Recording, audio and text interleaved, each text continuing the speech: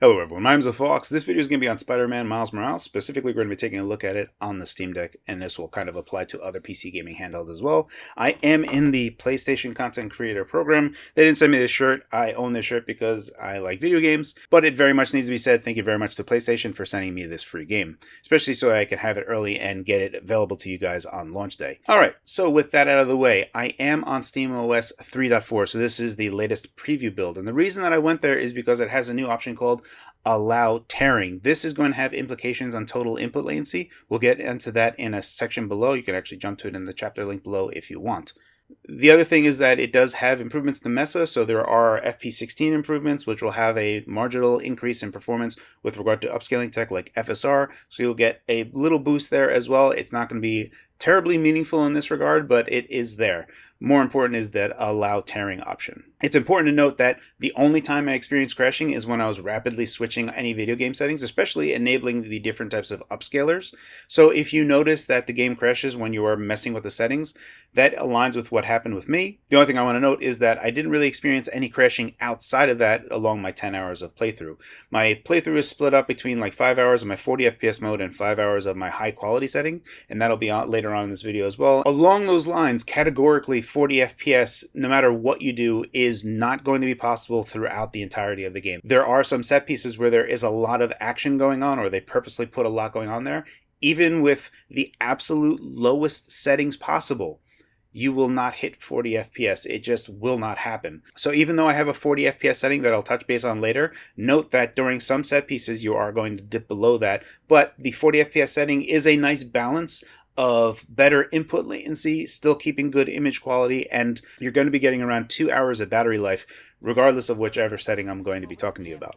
Outside of that, I do want to talk about upscalers. There are going to be some instances, especially some of the particles that are there, like snow, that will obfuscate some of the stuff that is happening, like buildings and lights on the buildings, where when it's upscaling, you're going to notice a noticeable flicker. So that's the only thing that I would say from the upscaling part that I noticed was off bad.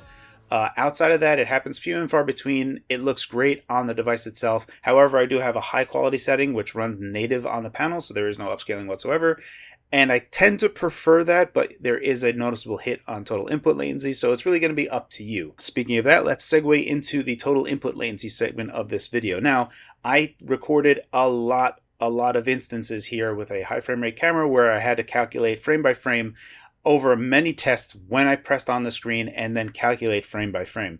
We're going to go from best to worst here. So the absolute best total input latency that you can expect is running everything at 60 Hz without a frame limit. You can put it at 60 FPS frame limit as well. It really doesn't matter. At that particular settings, what I got was around 75 milliseconds of total input latency. That's from button press to notice when a screen update happens. This is pretty good. This is typical like standard gaming desktop. When you put a 40 Hz limit on the screen, note that the screen is now updating every 25 milliseconds, so this will naturally impact input latency there. However, because of 3.4 having the allow tearing option, we actually get an opportunity here where we can minimize how much input latency is going altogether. So out of all the tests that I've done, if you just do 40 FPS, 40 Hz, 40 FPS limit on the deck itself with nothing else, that's actually going to give you the worst total input latency. In those tests that I got, I was getting around 130 milliseconds of total input latency. If you enabled VSync in the game, let's say you don't have SteamOS 3.4, you're still on 3.3.2, what you can do is just enable VSync in the game, and this will give you better total input latency when you're at a 40 Hz setting. The absolute ideal setting here is to do 40 Hz and allow tearing. For what it's worth, the thing that you have to note here is that the Steam Deck is not a 1280 by 800 panel. It's actually 800 by 1280. It is a portrait-based display, so the tearing happens this way, not this way, which is what most people are how things normally work. The thing that I want to make note here is that you can see the game updating from left to right.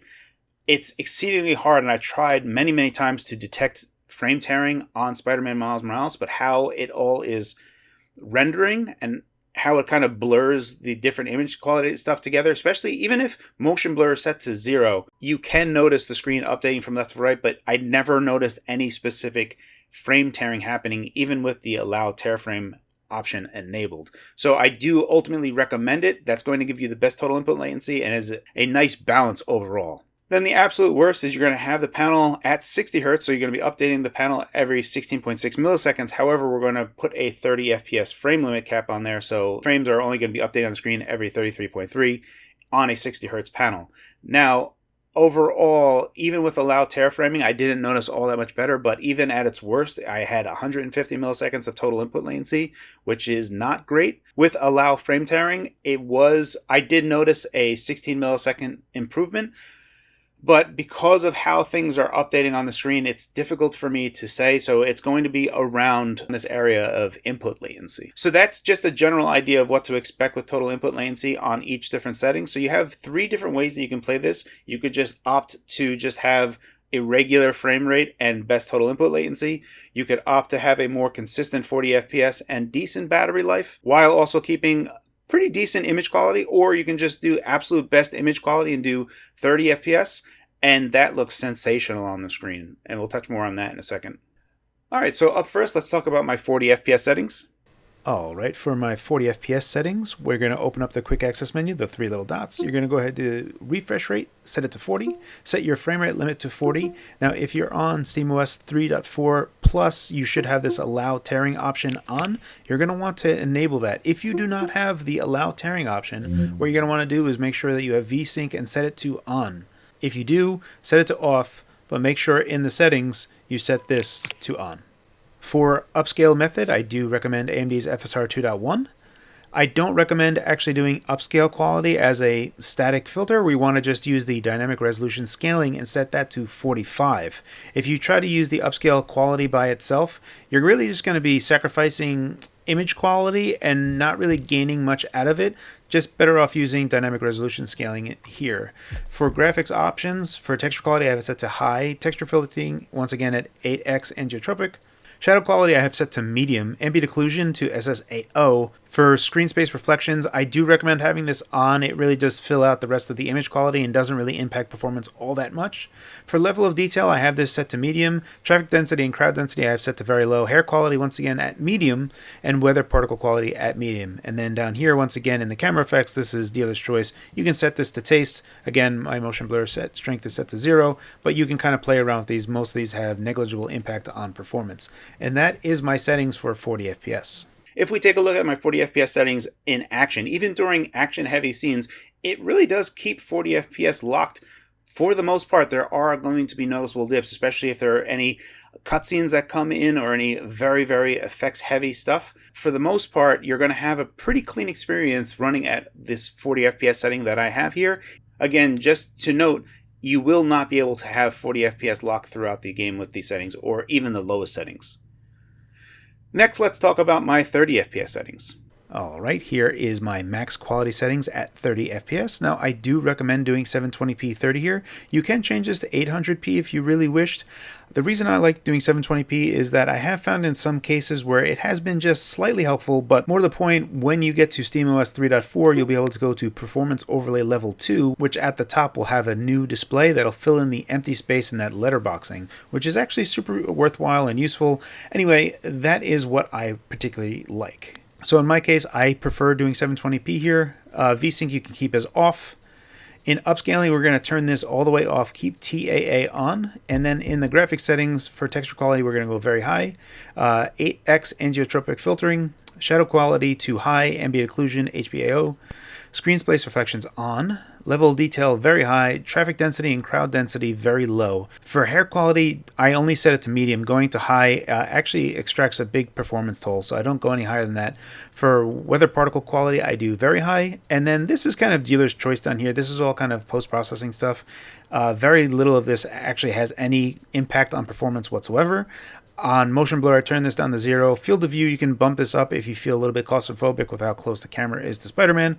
And then film grain strength and sharpness, I kept at 10. It's been fine for me, especially when playing on the Steam Deck itself. Find that this is overall the best for image quality at 720p 30. Alright, this is what the 30 FPS settings look like in action. And even with these very high quality settings, for the most part, it's actually easier to maintain this 30 FPS consistency throughout the entire game, even at these very high quality settings. So there is some argument to be made here that if you are looking for the most absolute consistent experience, that you would choose to do the high quality 30 FPS settings rather than the 40 FPS settings, with knowing that you're going to have irregularities from time to time. So it's going to be something that's totally on you and whatever your choice is, but that's just a kind of a high level overview of what to expect there. Even when you go into some of the more demanding scenes, when there are these really nice set pieces that are happening, there are some noticeable dips that happen even at 30 FPS, but this seems to be loading of the scene. Once that happens, everything is pretty clean afterwards, and then there's just straight render going afterwards. So you can kind of see that in this particular clip here, that it's a noticeable dip, and then from there just kind of have a pretty clean gameplay experience. Don't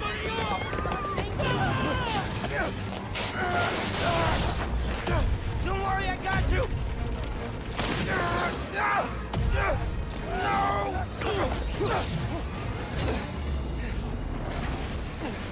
Thank you. Man.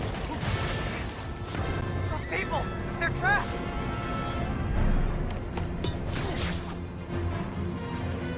I've got an idea. You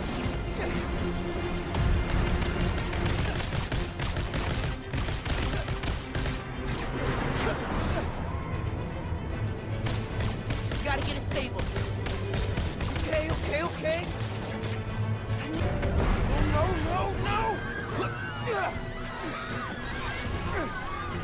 I can stop this.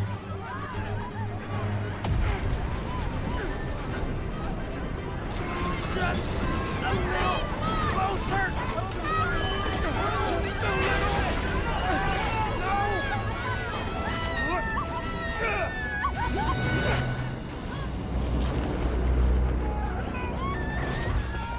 So that's it. That's my look of Spider-Man Miles Morales on the Steam Deck. It absolutely looks fantastic on the device itself. I am super stoked that PlayStation keeps on pushing these games to PC, and I'm a big supporter of it. So I'm looking forward to more PlayStation games coming to PC. We'll be able to play it on Steam Deck and other x86 based gaming handhelds.